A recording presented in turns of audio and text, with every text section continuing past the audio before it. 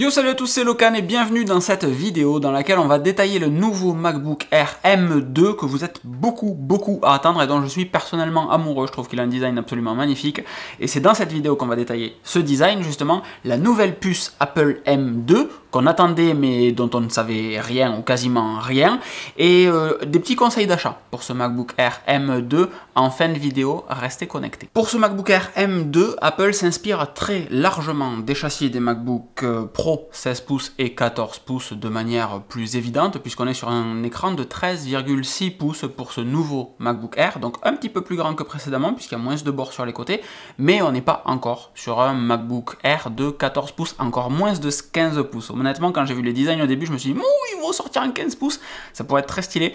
Non. Et à l'intérieur de ce MacBook Air M2, il y a évidemment la puce Apple M2 qu'on détaille au chapitre suivant. Cette vidéo est chapitrée, comme toujours, comme la majorité des vidéos en fait, donc n'hésitez pas à vous balader dedans. Mais pour le dire simplement, c'est une grosse réussite en termes de design. Il s'inspire très largement, encore une fois, d'un MacBook Pro 14 pouces. Il y ressemble à s'y méprendre, si ce n'est qu'il ne fait que 1,24 kg pour 1,13 cm d'épaisseur, quand le MacBook Pro 14 pouces lui fait 1,6 kg versus les 1,24 kg et 1, je voulais la prendre par cœur mais c'est perdu, 1,55 cm versus 1,13. En fait, le MacBook Air M2, c'est exactement comme si vous enleviez l'écran sur le MacBook Pro 14 pouces une fois qu'il est fermé, ça fait la même épaisseur et vraisemblablement le même poids. Comme les MacBook Air précédents, il est équipé de deux ports Thunderbolt 3 compatibles USB 4, donc 40 Gbps par seconde sur chacun, qui sont capables d'encaisser de la charge jusqu'à 100 watts, super cool, et d'un port jack à haute impédance, donc port mini jack même à haute impédance, ce qui me fait toujours rire puisque Apple pousse pour du sans fil depuis des années, mais continue d'améliorer le port jack sur les machines, en enlevant pour autant la fibre optique. Avant il y avait également de la fibre optique à l'intérieur, mais cette année, enfin, on gagne du MagSafe sur le MacBook Air qui vient de sortir, le MacBook Air M2, MagSafe qui était tout simplement sur les MacBook Pro 16 pouces et 14 pouces. Ce qui fait que les deux ports USB-C et Thunderbolt peuvent être utilisés totalement pour autre chose. Vous pouvez charger par le MagSafe et vous avez réellement deux ports Thunderbolt 3 et USB 4 tout le temps de disponible. C'est un petit peu comme si vous aviez gagné un port. Et une note importante, c'est plutôt sympa, le câble MagSafe sera de la couleur de l'ordinateur que vous allez acheter, un petit peu comme les iMac par exemple, puisqu'il existe en lumière stellaire, une espèce de beige bizarre, aluminium classique, gris sidéral et un bleu minuit qui est absolument somptueux en fonction des lumières, etc. Je pense que ça sera celui-là qu'on testera. Il sort le mois prochain, ce MacBook Air, et on testera, je pense, le bleu. S'il y en a en stock, c'est le bleu qu'on prendra pour ce test. Donc si vous n'êtes pas abonné, abonnez-vous parce qu'on va parler de plein de choses super sympas, incluant évidemment iOS 16 qui est sur l'iPhone et iPadOS 16 qui sont en bêta sur mes deux devices. Donc je vous tiendrai au courant de l'évolution de tout ça, mais c'est un autre sujet. Et sur la partie alimentation, c'est un bordel, mais un bordel. Il y a trois options uniquement sur la partie alimentation. Vous prenez un MacBook Air standard, celui que moi je vous conseillerais avec les 10 cœurs de GPU, il est fourni avec un double adaptateur USB-C de 35 watts. Vous avez un adaptateur, de l'autre côté deux ports USB-C, et ça peut cracher 35 watts. Cool. Si vous prenez la version avec la puce Binet, je vous explique dans un instant ce que c'est, je vous l'avais déjà expliqué pour les puces M1, la version avec 8 cœurs de GPU, et bien là vous avez un adaptateur secteur de 30 watts et non plus de 35. Donc Apple qui aime bien faire des réductions de coûts, là pour 5 watts, se prend la tête à faire deux adaptateurs en fonction du nombre de GPU que vous avez sur votre machine. Pourquoi pas? Et comme ce MacBook Air gère également la recharge rapide, vous avez en option de disponible un adaptateur USB-C de 67 watts. Donc juste pour l'alimentation, trois options, alors qu'en fait c'est une machine simple à configurer. Il y a plus d'options de configuration d'adaptateur que de CPU et GPU. Concernant l'écran, pour utiliser le jargon Apple, c'est un écran Liquid Retina qui gère la gamme de couleurs P3, la gamme élargie du coup, avec 500 nits de luminosité. C'est un rétroéclairage par LED via une technologie IPS. Donc c'est pas là que vous ferez de l'HDR. Si vous avez ce besoin d'HDR, c'est clairement un MacBook Pro 14 ou un MacBook Pro 16 pouces qu'il vous faut, avec un écran absolument prodigieux comme celui que j'ai sous les yeux, amoureux à chaque fois que je le vois. Ça c'est pour la partie châssis de ce MacBook Air M2. Alors on a une autonomie délirante, hein, évidemment, je reviens même pas dessus, avec la puce M1 c'était déjà colossal, la puce M2 elle est un petit peu plus puissante et elle est un peu plus économe également, donc elle permettra d'avoir un petit peu plus d'autonomie. Apple annonce 18 heures là-dessus, donc c'est évidemment des trucs il n'y a plus de sujet en fait, on ne se prend plus la tête sur la partie autonomie, mais j'y reviens dans un instant, avec les puces Apple, ce que vous voulez, c'est plus un sujet, il y a assez de puissance, il y a assez d'autonomie, donc franchement, on n'en parle même plus limite. Mais c'est le moment où moi je dois vous partager un petit truc. Si vous kiffez ces vidéos là que je vous partage, vous avez là juste en bas un petit bouton merci sur YouTube qui vous permet de faire un don à la chaîne. Alors vous mettez le montant que vous voulez, hein, de 1 euro à $1 million si ça vous fait plaisir. Mais si de manière ponctuelle il y a une vidéo qui vous fait kiffer, comme celle-là par exemple, ben faites un petit don dessus parce que c'est ce qui va me permettre à moi après de pouvoir acheter des MacBook Air pour vous faire des tests, de vous préparer du matos avec des Eve Outdoor Cam comme il y a ici et tous ces styles de test. Si vous voulez aller un petit peu plus loin, eh bien vous avez dans la description le lien pour nous rejoindre sur le Discord et participer à toutes les coulisses de mes vidéos de locan.jp pour avoir tous les tests au fur et à mesure où je les fais, toutes les questions qu'on peut se poser et la construction de ce que vous voyez là, parce que je vous partage pas tout, il y en a un petit peu qui est en exclusivité sur le Discord. J'ai fini avec ça. Et puis évidemment les petits pouces, les abonnements, c'est toujours super important. On passe maintenant à la puce Apple M2 qui...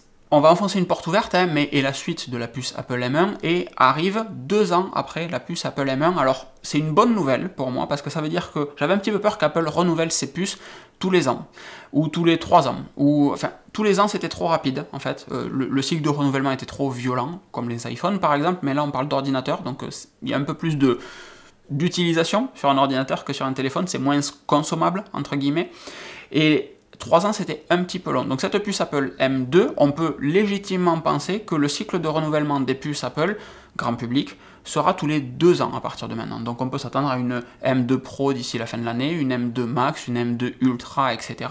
petit à petit, alors qu'Apple n'a toujours pas annoncé la version SoC Apple, la version ARM, donc du Mac Pro. Très curieux de voir ce qui va se passer. Pour moi, il y aura 2 puces M1 Ultra, paf, il y aura 2 processeurs, à voir ce que ça peut donner. Ceci étant dit, parlons un petit peu de technique maintenant, puisque cette puce Apple M2, la vraie grosse différence selon moi, c'est qu'elle va être capable d'embarquer jusqu'à 24 Go de mémoire unifiée, quand la puce Apple M1 était bloquée à 16 Go de mémoire unifiée.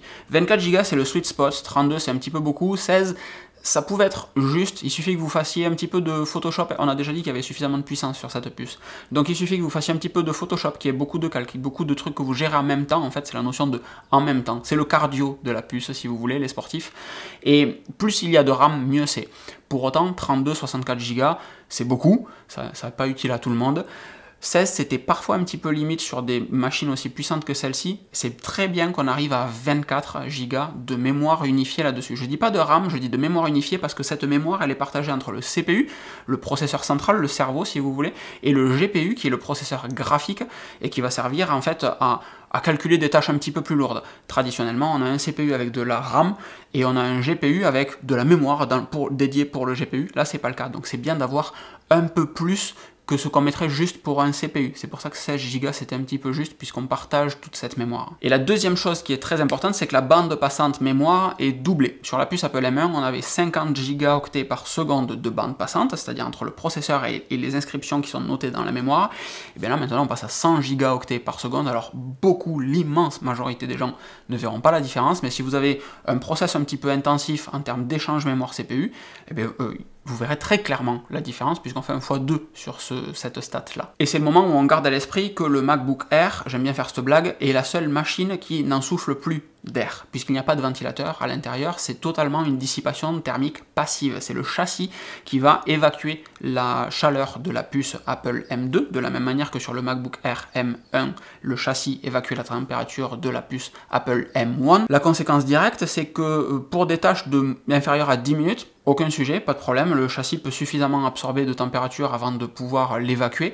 Sur des missions qui vont dépasser les 10, 12, 15 minutes, et bien en fait on va avoir une baisse de performance sur cette puce Apple M2 tout simplement parce qu'elle est trop chaude, donc elle se limite en termes de vitesse de travail pour ne pas chauffer davantage et se dégrader. Je vous parlais tout à l'heure de binning, il y a 2 options pour les puces, du 8 GPU et du 10 GPU, je crois que sur les M1 c'était 6 et 8 ou 7 et 8, 7 et 8 peut-être, c'est ce qu'on appelle du binding, c'est quand vous fabriquez une puce en fait, quand vous créez votre plaque de silicium, et bien des fois il y a des défauts sur des plaques, ça arrive, mais au lieu de jeter les plaques avec des défauts, ou la partie de la plaque avec des défauts pour être plus juste, et bien en fait on va dire, ben, celle-là il y a des défauts dessus, donc on va utilisez tout ce qui est bon, un petit peu comme quand vous avez une pomme et qu'il y a un morceau qui est pas bon, et bien vous mangez quand même le reste de la pomme, vous coupez ce qui est pas bon, vous le jetez, ça fait une pomme plus petite. Et bien là c'est la même chose, au lieu de mettre 10 cœurs de GPU, et bien on dit on va couper ça, clac, il n'y a pas la place, donc on mettra 8 cœurs de GPU. Donc c'est des GPU qui fonctionnent parfaitement, ça évite juste d'avoir du déchet et que ça coûte trop cher. C'est là que, encore une fois, je vous rappelle qu'on a 3 options pour des adaptateurs secteurs sur cette machine. Et là, ça va être paradoxal, mais je suis quand même content qu'Apple n'ait pas fait une puce si puissante que ça. Je suis quand même content qu'Apple n'ait pas doublé les performances avec la puce Apple M2 par rapport à la M1, ouais, on parle en américain. On va faire un plus 18% de performance sur le CPU et un plus 35% de performance sur le GPU. Gardez à l'esprit qu'on ajoute en 2 cœurs par rapport à la génération M1, donc on fait 38% de performance en plus, mais on a aussi 25% de cœurs en plus. Donc en soi, on a 15-20% de performance en plus entre la génération M1 et M2, ce qui n'est pas énorme. Pour autant, il y a certains domaines, genre l'encodage vidéo, où ça va être colossal, on fait un x3 en performance, pour une raison très simple, c'est que la puce Apple M2 intègre le transcodage ProRes des MacBook Pro, des puces M1 Pro et M1 Max et M1 Ultra évidemment. Donc le simple fait qu'il y ait une partie de la puce dédiée à l'encodage vidéo, en le prenant encore une fois des M1 Pro, M1 Max, et bien ça va faire qu'on va faire un x3 dessus. Mais c'est pas parce qu'il y a un peu plus de CPU, un peu plus de quelque chose qu'on fait un x3 là-dessus, c'est réellement parce qu'on a dédié une partie de la puce à l'encodage vidéo. Le reste, c'est 20%, un petit 20% de performance en plus, et c'est cool, c'est rassurant parce que j'avais un petit peu peur de la même manière qu'Apple renouvelle trop régulièrement ses machines et de pousser à l'achat en fait. Et bien là, je suis également rassuré qu'on ait une évolution cohérente dans la gamme petit à petit, et pas des gros gaps, des grosses révolutions tous les 2 ans avec des gros changements de machine chez beaucoup de personnes, incluant peut-être moi-même, parce qu'à chaque fois on aurait un gros gap de performance. Mais malgré toute cette puissance de la puce Apple M1 et M2, la M2 ne gère qu'un seul écran, toujours. Je pense que ça restera sur ça pendant un petit moment encore, peut-être la M3, M4 feront une différence, mais pour l'instant on n'a qu'un seul écran jusqu'à 6K 60 Hz, c'est tout. Et c'est le moment où il faut que je vous parle un petit peu du tarif, parce que dans la vidéo bilan de la Worldwide Developer Conference qui est sortie lundi, je vous mets la carte juste ici et le lien dans la description, beaucoup ont râlé que le MacBook Air était cher. Oui, c'est vrai, le MacBook Air est cher. Le MacBook Air M2 est cher, le MacBook Air M1 reste toujours au catalogue. Et en fait, il faut se souvenir d'un truc, c'est que quand le MacBook Air est sorti, il y a des années de ça, c'était au tout début de Locan.jp, Locan.fr à l'époque, et bien en fait le MacBook Air était plus cher que le MacBook tout court, et il venait chatouiller un petit peu le MacBook Pro, comme c'est le cas aujourd'hui. Pourquoi? Parce que c'était une option sur le MacBook. Il y avait le MacBook classique, et le MacBook Air était plus léger que le MacBook classique. C'était réellement une option pour les personnes qui voulaient quelque chose de plus léger, de plus transportable, pour qui le poids, l'encombrement était un vrai sujet. C'est la même chose aujourd'hui, et même si le MacBook n'existe plus, le MacBook Air est une déclinaison d'un MacBook Pro 14 pouces, on l'a vu en termes de performance, on a une puce qui pédale quand même vachement, mais si vous voulez quelque chose de très compact, eh bien en fait vous payez un petit peu plus cher pour avoir un MacBook Air M2. Si la notion de prix est un sujet pour vous, en fait, c'est que vous n'êtes pas la cible de ce MacBook Air, tout simplement. Le MacBook Air d'étudiant, c'est le MacBook Air M1 qui coûte 400 € de moins si vous prenez 500 Go de SSD, 16 Go de mémoire, c'est encore une fois ce que je vous conseille, au moins. Les 16 Go de mémoire, prenez-les, franchement. Si vous devez prendre un MacBook avec 8 Go, attendez de pouvoir payer 16 Go. Je le dis depuis 2 ans, mais réellement je le répète. Et si vous voulez un ordinateur d'étudiant, un ordinateur qui va vous durer longtemps, un ordinateur avec un excellent rapport qualité-prix, parce que c'est de la très bonne cam et ça va durer dans le temps, ben en fait c'est un MacBook Air M1 qu'il vous faut. Si vous voulez un caprice, entre guillemets, comme je suis capable d'en faire très régulièrement, est-ce qu'il n'y a pas de jugement de valeur là-dedans? Eh bien ouais, le MacBook Air M2, pardon, le MacBook Air M2 est une super machine. Il est magnifique, il n'y a aucun sujet là-dessus, mais c'est du luxe, entre guillemets. C'est un petit peu un caprice. Parce qu'encore une fois, on est sur une machine pour des personnes qui sont... C'est une niche, en fait. C'est des personnes qui veulent une machine légère, une machine esthétique, et qui, en fait, pour qui le prix n'est pas un sujet. Voilà, je pense que c'est important de le préciser. En conclusion de cette vidéo, on peut répéter ce que je viens de vous dire, à savoir qu'à une époque, le MacBook Air était l'ordinateur préféré des étudiants, et qu'aujourd'hui, c'est un petit peu moins évident. Ça redevient une machine spécifique pour ceux pour qui la légèreté est un critère de choix, mais qui ne veulent pas pour autant sacrifier la performance ou l'autonomie. La puce Apple M2 fera des miracles, comme la puce M1 avant elle. Elle est tout aussi capable. 20% encore une fois de plus, c'est pas ouf. Je pense sincèrement que le choix de votre prochaine machine ne doit plus se faire en termes de puissance ou d'autonomie, parce que depuis les puces Apple ARM, c'est un sujet, un critère qui n'existe plus, elles sont toutes exceptionnelles là-dessus, mais plus en termes de ressources qu'il vous faut, de mémoire ou de disque, et en termes d'emballage, la connectique qu'il vous faut, la qualité de l'écran, la taille de l'écran, et c'est uniquement ça, les sujets. C'est plus l'autonomie, c'est plus la performance, il y en a de reste pour l'immense majorité des gens. En fait, peu importe la puce M que vous aurez, la puissance et l'autonomie sont plus un sujet, seul compte l'usage que vous allez avoir de la machine. Et c'est pas plus mal. J'espère sincèrement que cette vidéo vous aura plu. Si c'est le cas, mettez un petit pouce, mettez un commentaire, abonnez-vous, partagez cette vidéo. C'est réellement super important pour les créateurs de contenu comme moi, mais tout le monde sur YouTube. Quand vous kiffez du contenu, partagez-le, mettez des petits pouces, mettez des commentaires, abonnez-vous réellement. Quant à moi, il me reste à vous souhaiter une excellente fin de journée et à vous dire à très vite pour détailler un petit peu iOS 16. Je crois que c'est la prochaine vidéo. Des bises, ciao ciao.